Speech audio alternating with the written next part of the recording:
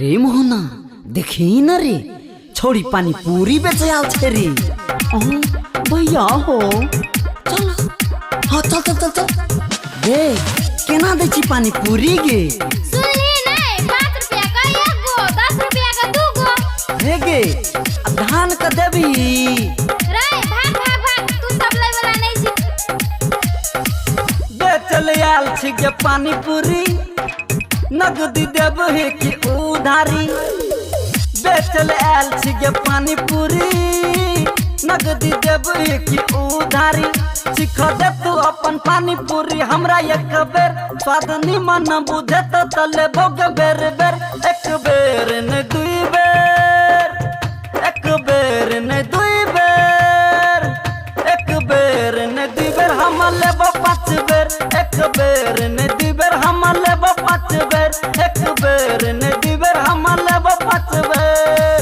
बेचले आल छी गे पानी पूरी नगदी देबही की उधारी। सीख दे तू अपन पानी पूरी हमरा एक बेर स्वाद निमन बुझे तो तले बोगे बेर बेर। एक बेर न दुई बेर हम लेबो 5 बेर। एक बेर न दुई बेर हम लेबो 5 बेर। एक बेर न दुई बेर हम लेबो 5 बेर। रे 50 रुपया का भाग गेलो आप पहले तू पैसा दे तब देबो। हां दै छो गे देखे नै छी धसरी भरल छे।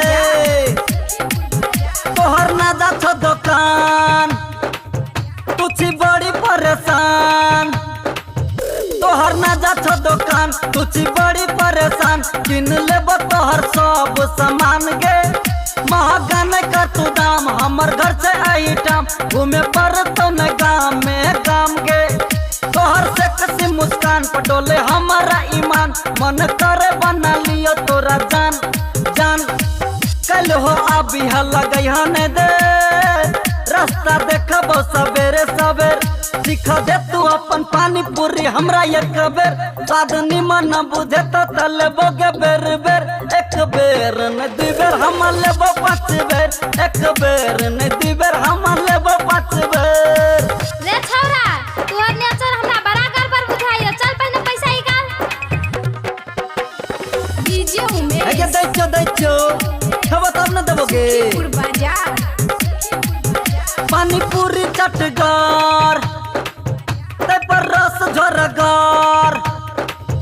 पानी पूरी चटगर ते पर रस झरगर। बेचा एल छी छोड़ी तू असगर गे रखिया के करो न डर हमरा बना ले लबर। कनी द दे अपन फोन नंबर गे हमहू तहू जवान कर ले बिया बतमान। करते न कोनो दहेज के काम काम। दुख दुख है छे दिल के भीतर हरियर सहै छी गे पतझर। सीख दे तू अपन पानी पूरी हमरा एक बेर स्वाद निमन बुझे तो तले बोगे बेर बेर। एक बेर न दुई बेर हम लेबो 5 बेर। एक बेर न दुई बेर हम लेबो 5 बेर।